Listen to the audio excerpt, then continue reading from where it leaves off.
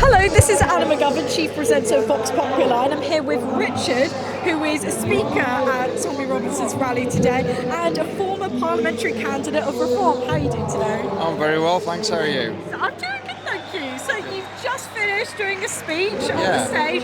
What was that about?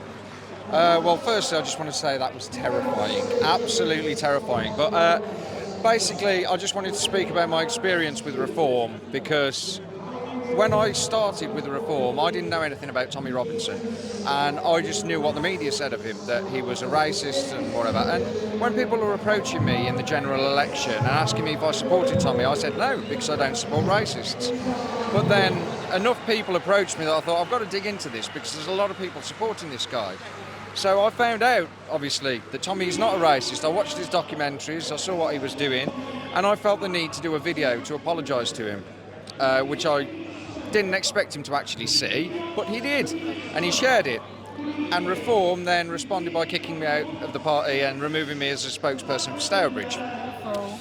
So, yeah, I can't say it was a massive surprise because I think Reform have pandered quite a lot to the mainstream media. Yeah. And it's disappointing. It's not what people were voting for when they voted for Reform. So that's why now I'm putting my support behind UKIP.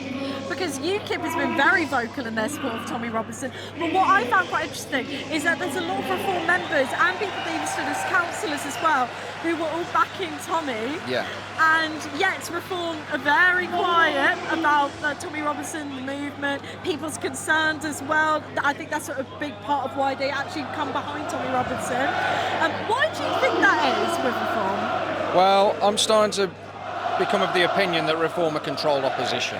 I'll be honest. I think Nigel Farage has got one interest in mind, and that is to get himself into a position of power.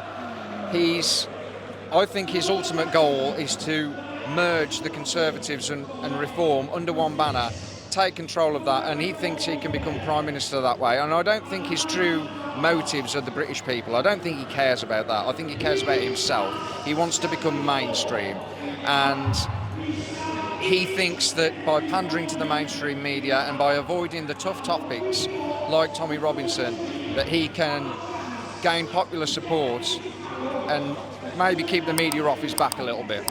I don't think it'll work, but I think that's his plan. Brilliant. Thank you so much for your time. Thank you.